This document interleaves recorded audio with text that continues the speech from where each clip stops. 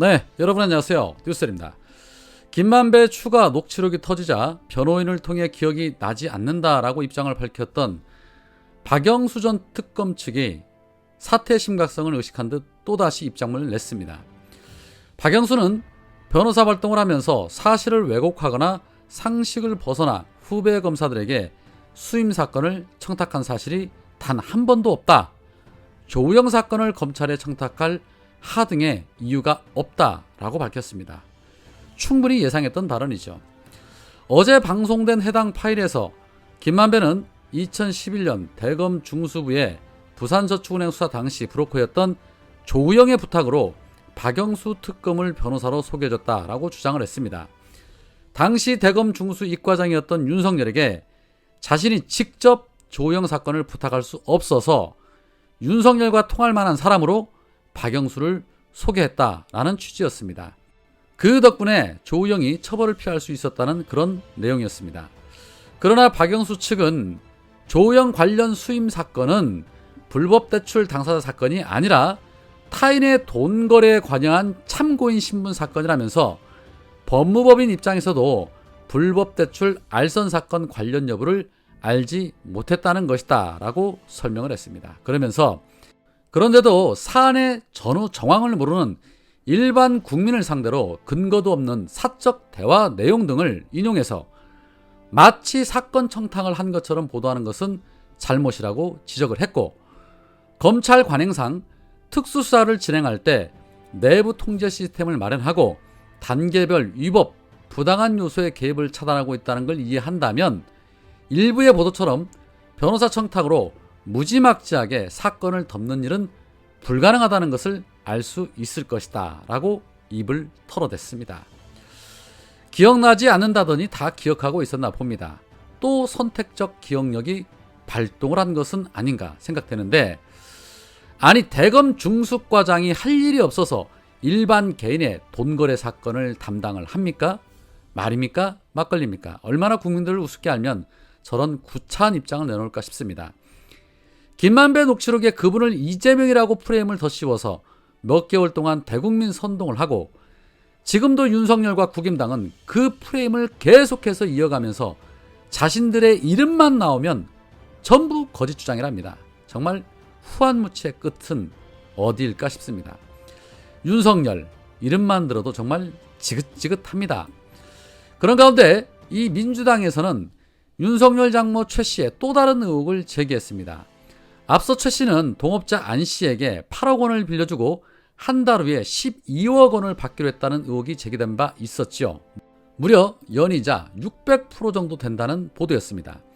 그런데 오늘 민주당이 또다시 제기한 부분은 동업자 안모 씨의 2017년도 대법원 확정 판결문에 따르면 2013년 1월 29일에 안 씨에게 5억 원을 빌려주고 2월 22일에 10억 원을 받기로 했다라는 겁니다. 25일이라는 기간 동안 이자만 무려 5억 원입니다. 이자율로 따지면 연 1460%의 엄청난 고리사채입니다. 하루 이자로 따지면 4%, 열흘 이자면 40%입니다. 정말 눈 뜨고 코백한다는 소리가 절로 나옵니다. 이에 민주당은 최 씨는 이자 제한법으로 처벌을 받지 않기 위해서 차명을 내세우는 등 여러 법률 장치를 동원하는 치밀함도 보였다면서 아들의 친구인 이모 씨를 차명으로 내세워서 돈을 빌려주고 차용증 대신 부동산 매입 약정서를 작성해서 배당금의 명목으로 이자를 받는 것으로 꾸몄다. 누가 보더라도 돈을 빌려준 것이고 국민의힘의 공식 입장도 돈을 빌려주었다는 것이며, 동업자 안모 씨도 2013년 1월 29일에 받은 5억 원은 빌린 것이 맞다라고 하였지만 정작 서류는 차용증이 아닌 부동산 매입 약정서라는 해괴한 문서를 그것도 차명으로 만들어 놓은 것이다 라고 설명을 했습니다. 대한민국 악덕 사채업자들도 정말 혀를 내두를 정도의 수준이 아닌가 싶습니다. 이에 김승원 단장은 하루에 4% 이자는 사채업자들도 혀를 내두르는 초고리 사채, 칼만 안 들었지 강도보다 더 심하다. 최 씨가 윤석열 후보를 검사 사이로 맞더니 돈을 빌려주면서 차명을 동원하고 부동산 매입 약정서라는 해괴한 문서를 작성을 했다. 검사 사유를 두고 다른 변호사한테 돈을 주고 자문받을 수는 없지 않느냐. 검사 사유인 윤석열 후보가 장모 최 씨가 감옥에 가지 않도록 법률 자문을 해줬다고 보는 것이 합리적이다. 차명 고리 사체에 검사 사위 윤석열이 조력해서 가담한 것인지 철저하게 검증해야 한다라고 주장을 했습니다. 검사 사유 있으면 더욱더 조심을 해야 하는 것이 세상의 이치인데 이들은 검사 사유 하나 믿고 못할 짓이 없었던 것이 아닌가 생각됩니다.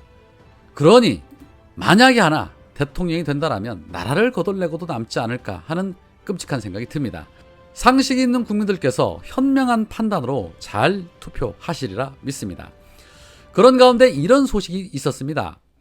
윤석열에게 무릎을 꿇고 단일화가 아닌 굴복 선언을 내서 수많은 지지자들에게 실망과 좌절감을 안겨주었던 국민의당 안철수에게 현직 변호사가 안철수를 상대로 민사소송을 제기했다고 합니다. 그 이유는 단일화로 인해서 정신적 충격을 받았다는 겁니다.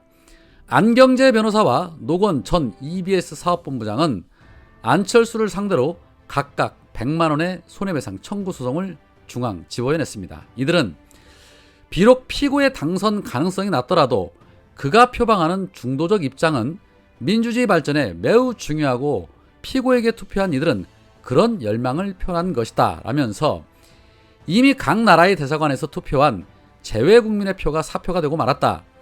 3월 2일 대선 토론 당시 방송 직후에 대선 후보를 사퇴하고 단일화를 선포했다.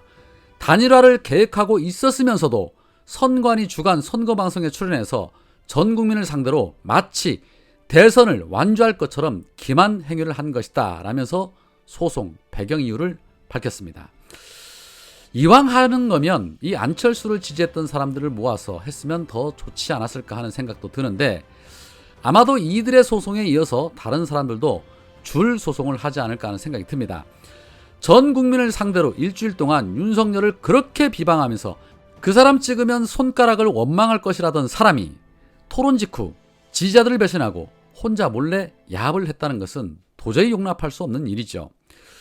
그리고 지금도 윤석열 유세차에 올라서 너무나도 당당하게 유세를 돕고 있는 모습을 보면 지지자들 입장에서는 그 배신감 이루 말할 수 없을 겁니다. 표는 표대로 심판을 하고 소송은 소송대로 해야 할 것입니다. 잘못된 선택과 잘못된 만남은 두고두고 후회하게 만들어야 하지 않을까요? 오늘은 여기까지입니다. 고맙습니다.